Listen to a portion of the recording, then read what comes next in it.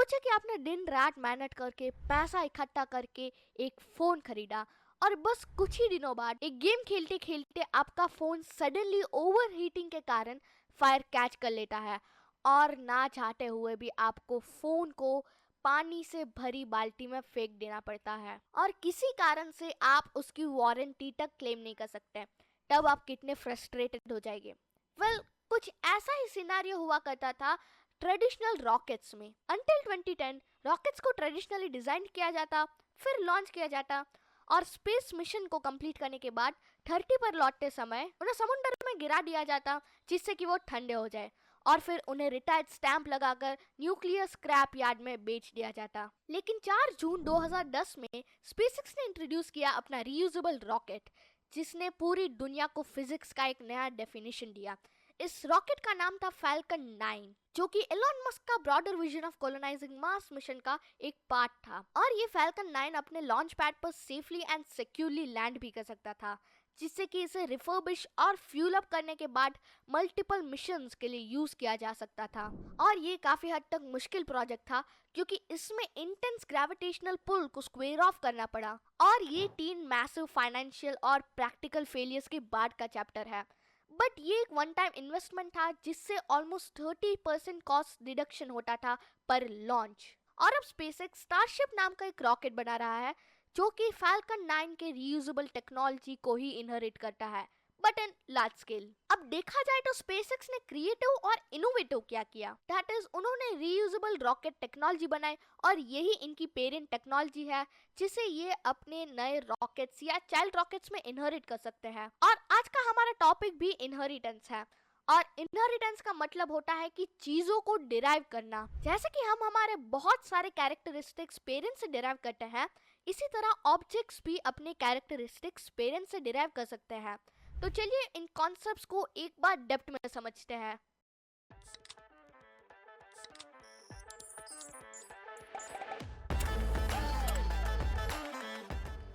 Now inheritance. अभी ये inheritance क्या है? थियरी से अच्छा मैं प्रैक्टिकल में बिलीव करता हूँ, तो फिर हम यहाँ पे एक कोड लिखने वाले हैं जो कि होगी एक बेस क्लास। ठीक है, नाउ अभी मैं यहाँ पे फॉर एग्जांपल एक क्लास बनाता हूँ जिसका नाम मैं रखता हूँ रॉकेट। ठीक है, एक रॉकेट नाम की एक क्लास बनाता हूँ और इसके अंदर एक इनिट फंक्शन बनाता हूँ, यानी कि इसे हम कंस्ट्रक्टर कहते हैं। ठीक है, ये जो इनिट फंक्शन है यानी कि इनिट जो मेथड है इसे हम कंस्ट्रक्टर कहते हैं। ठीक है, नाउ मैं यहाँ पे एक नेम लेने वाला हूँ, नेम, और उसके बाद मैं लेने वाला हूँ मॉडल, और उसके बाद मैं लेने वाला हूँ पेलोड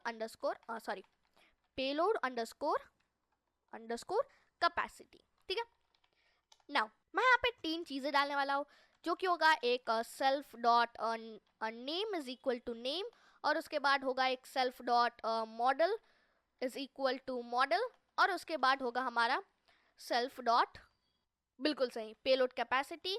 सो पेलोड, ये लिखना पड़ेगा पूरा, self dot payload capacity is equal to payload capacity. अभी इसके अंदर मैं str नाम का भी मेथड डालूंगा और ये रिटर्न करेगा एक f स्ट्रिंग जो कि होगी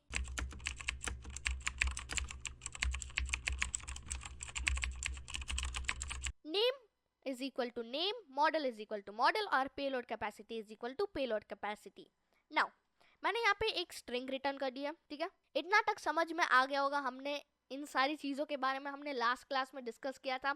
नाउ मैं यहाँ पे एक लॉन्च नाम का फंक्शन बनाने वाला हूँ और यानी कि एक मेथड बनाने वाला हूँ। ठीक है, और यहाँ पे मैं यहाँ पे रिटर्न करने वाला हूँ रिटर्न, और ये बस एक एफ स्ट्रिंग रिटर्न करेगा जो कि होगा क्या कर रहा हूँ मैं, सेल्फ डॉट नेम और फिर इज लॉन्चिंग। ठीक है, इज लॉन्चिंग। अभी बस ये मैंने एक सिंपल सी क्लास बना दी।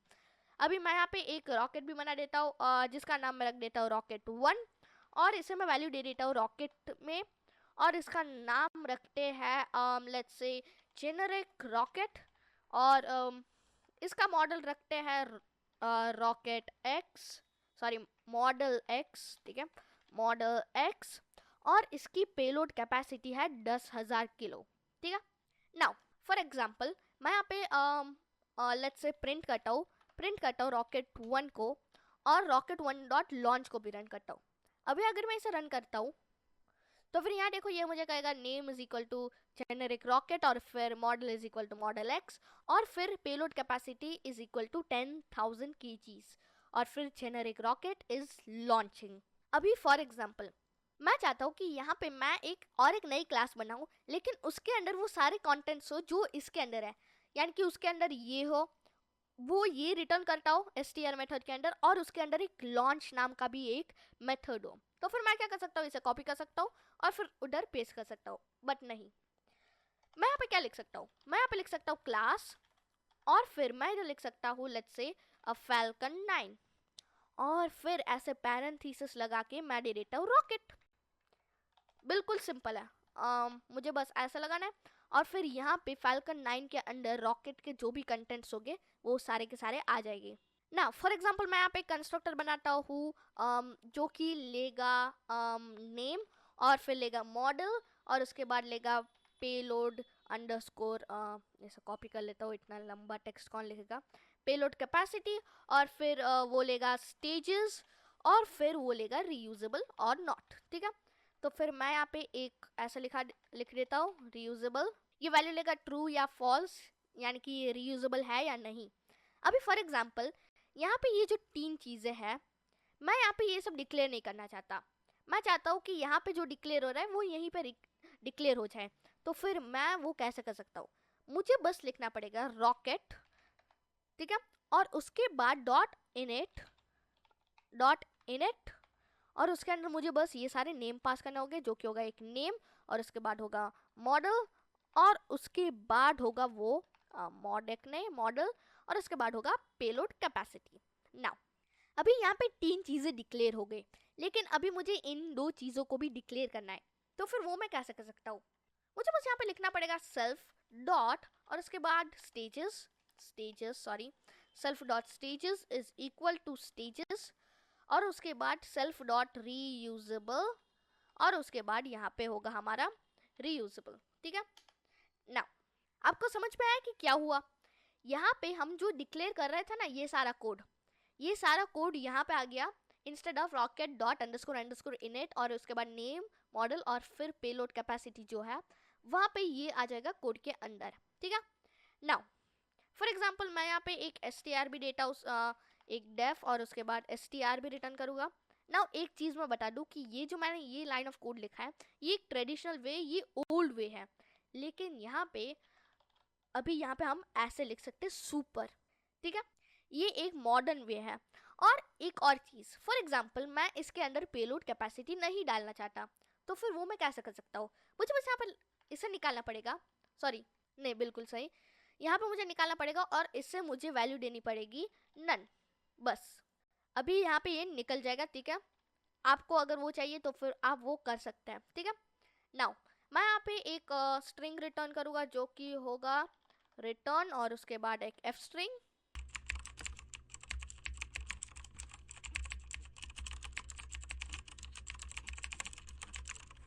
अभी यहाँ पे मैंने एक स्ट्रिंग दे दिया और मैं इसे सॉफ्ट रैप कर दूंगा।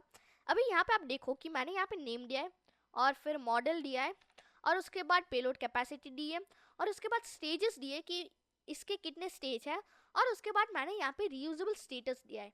अभी रीयूजेबल स्टेटस का मतलब क्या है, यहाँ पे मैं क्या चाहता हूँ कि यूजर दे यहाँ पे रीयूजेबल में ट्रू या फॉल्स। अभी अगर ट्रू आता है तो फिर यहाँ पे आ जाए रीयूजेबल, और अगर ये फॉल्स आता है तो फिर यहाँ पे आ जाए non reusable.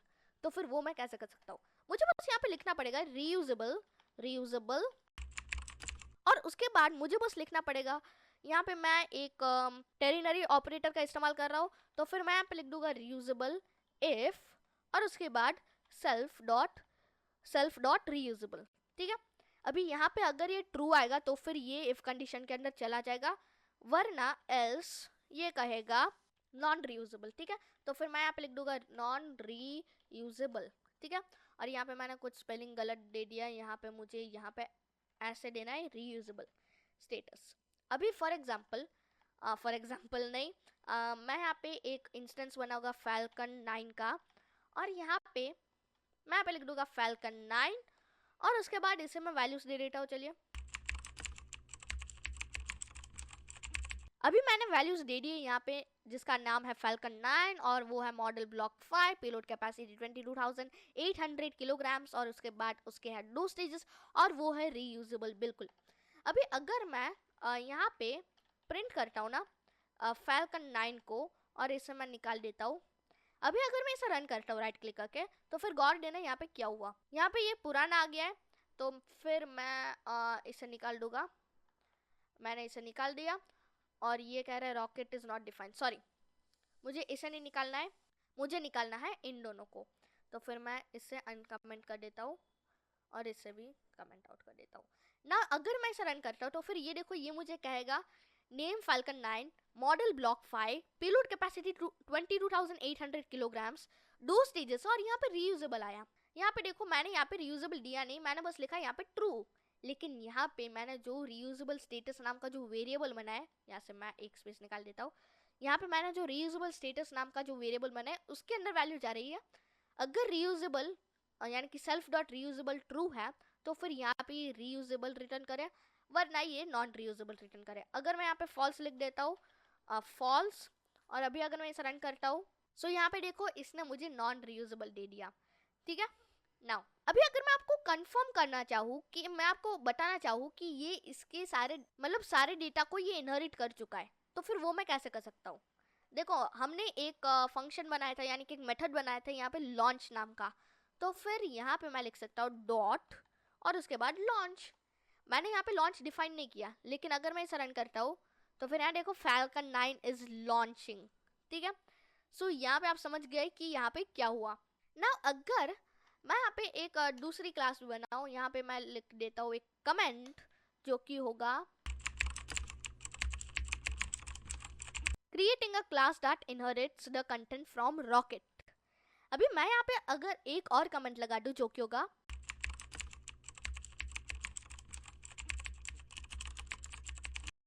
creating a class that inherits the content from the class falcon 9 that is inherited from rocket। अभी कुछ लोगों को इसका मतलब नहीं समझ में आएगा, मैं आपको क्लियर कर देता हूँ।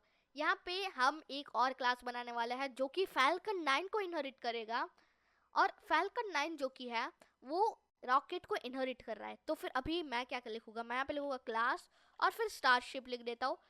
यहाँ पे ये जो है ये स्पेसएक्स का एक अपकमिंग प्रोजेक्ट है, ठीक है, अभी अंडर डेवलपमेंट है। अभी ये क्या कर रहा है रियल लाइफ में भी ये इनहेरिट कर रहा है द कंटेंट्स फ्रॉम फैल्कन 9।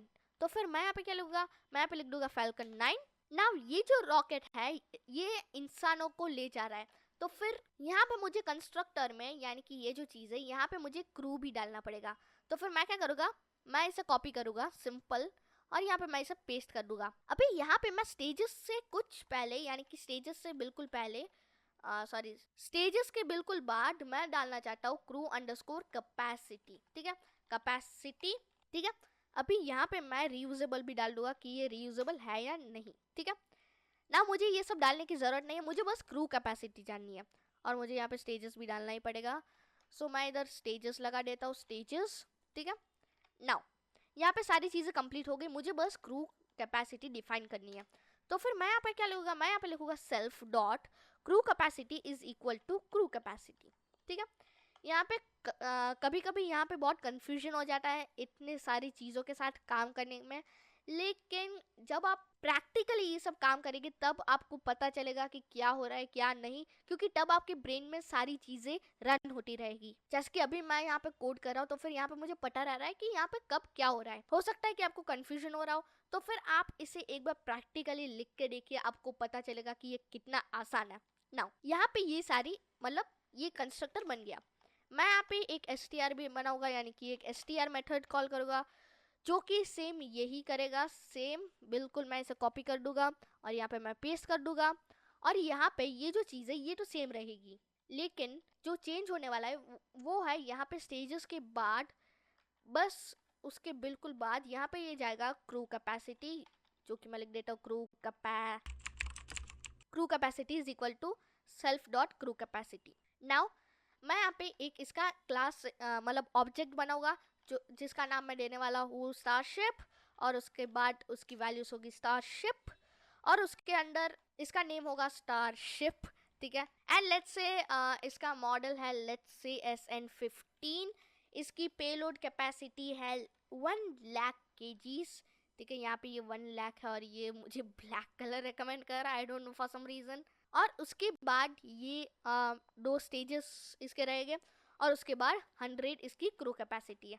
जी हाँ, रियल लाइफ में भी इट्स एक्सपेक्टेड कि इसके अंदर 100 लोगों की यानी कि 100 क्रू की कैपेसिटी और इस स्पेसशिप में एक साथ, और ये रीयूजेबल है बिल्कुल। ना अगर मैं प्रिंट करता हूँ, प्रिंट और फिर स्टारशिप, नाउ अगर मैं राइट क्लिक करके रन करता हूँ तो फिर यहाँ देखो ये मुझे दे रहा है name is equal to starship, model SN15, payload capacity 1 lakh kg, stages 2, capacity 100 and it is obviously reusable. ठीक है, नाउ मैं वापस से यहाँ पे एक लॉन्च नाम का एक बनाऊंगा, यहाँ पे मतलब रन करूँगा लॉन्च नाम के मेथड को, ताकि आपको कंफर्म हो जाए कि ये जो चीज़ है, मैं ऐसा क्यों कर रहा हूँ, ये जो चीज़ है ये इनहेरिट कर रहा है रॉकेट को भी। यहाँ पे आप देख सकते हैं।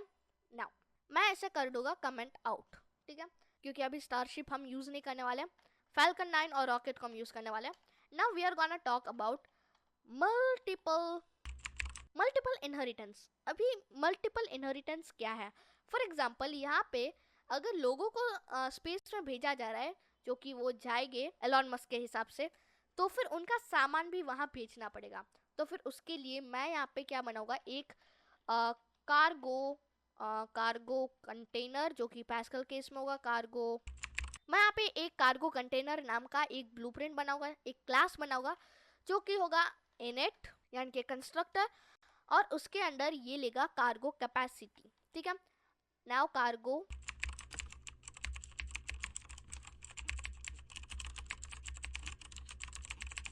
से यहाँ पे मैंने पूरा कोड लिख दिया है। यहाँ पे डेफ यानी कि यहाँ पे मैंने कंस्ट्रक्टर बना दिया है, और फिर यहाँ पे str मेथड भी रन किया, मतलब बना दिया है। यहाँ पे ये रिटर्न कर रहा है cargo capacity so and so tons. ठीक है, ये टन्स में वजन लेके जाएगा। ना फॉर एग्जाम्पल ये तो हो गया एक ब्लूप्रिंट। ना फॉर एग्जाम्पल मैं एक रियल बनाता हूँ, यहाँ पे एक नया रॉकेट बनाता हूँ, जो कि होगा माई कार्गो। यहाँ पे ये जो है ये मेरा इमेजिनरी रॉकेट है, इसे असली मत समझ लेना अभी के लिए। ना मैं यहाँ पे फैल्कन 9 को इनहेरिट करना चाहता हूँ, और साथ ही साथ मैं कार्गो कंटेनर को भी इनहेरिट करना चाहता हूँ। नाउ उसके बाद मैं यहाँ पे एक इनिट बनाऊंगा यानी कि कंस्ट्रक्ट बनाऊंगा, और ये वैल्यूज लेगा। नाउ मुझे सबको इनहेरिट भी करना पड़ेगा, यानी कि सारी चीज़ें देनी भी पड़ेगी, लेकिन यहाँ पे मैं सुपर का इस्तेमाल नहीं कर सकता, क्योंकि सुपर कंफ्यूज हो जाएगा कि मैं किसका लूँ, फैल्कन 9 या कार्गो कंटेनर। तो फिर यहाँ पे मुझे वो ट्रेडिशनल मेथड यूज़ करना पड़ेगा, फैल्कन 9 डॉट इनिट, और उसके बाद सारी डिटेल्स लिखनी पड़ेगी। चलो लिख के 2 मिनट में मिलता हूँ। 2 मिनट भी किया, 2 सेकेंड में। सो यहाँ पे मैंने दोनों चीज़ें लिख दी है, कहा था ना 2 सेकेंड का काम है। नाउ आशा करता हूँ कि आपको यहाँ तक समझ में आ गया होगा कि क्या हुआ। अगर आपको समझ में नहीं आया तो फिर नो प्रॉब्लम, ये ग्रेजुअली आपको समझ में आ जाएगा। जब आप अपनी स्किल्स ग्रेजुअली इम्प्रूव करेंगे तब आपको बिल्कुल समझ में आ जाएगा। मैं यहाँ पे एक str मेथड भी लिखूंगा, गेट स्टेट नहीं, मैं यहाँ पे एक str मेथड लिखूंगा, जो कि होगा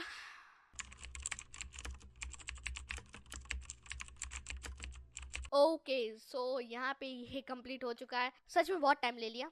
नाउ मैं यहाँ पे एक ऑब्जेक्ट बनाऊंगा जिसका नाम मैं रखने वाला हूँ माई कार्गो रॉकेट। ये सेम नाम नहीं रखने वाला हूँ, मैं यहाँ पे एक डिफरेंट नाम दूंगा, जो कि होगा my cargo rocket is equal to my cargo rocket, और ये सारी वैल्यूज भी देनी पड़ेगी इसे। सो यहाँ पे मैंने सारी डिटेल्स दे दी है, मैं इसे प्रिंट भी कर दूंगा, प्रिंट माई कार्गो रॉकेट। और अभी अगर मैं इसे रन करता हूँ तो फिर यहाँ देखो इसने मुझे सारे डिटेल्स दे दी। यहाँ पे क्या हुआ, रीयूजेबल नहीं, मुझे यहाँ पे नेम देना पड़ेगा।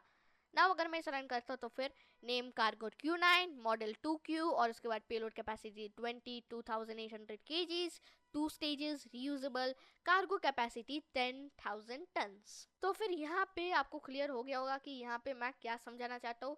मेरे हिसाब से आपको समझ में आ गया होगा। थोड़ा सा कॉम्प्लिकेटेड कोड लगता है लेकिन है नहीं, अगर आप अच्छे से देखते हैं तो फिर आपको समझ में आएगा कि कितना आसान कोड है। सो ये थी आज की क्लास इनहेरिटेंस के बारे में।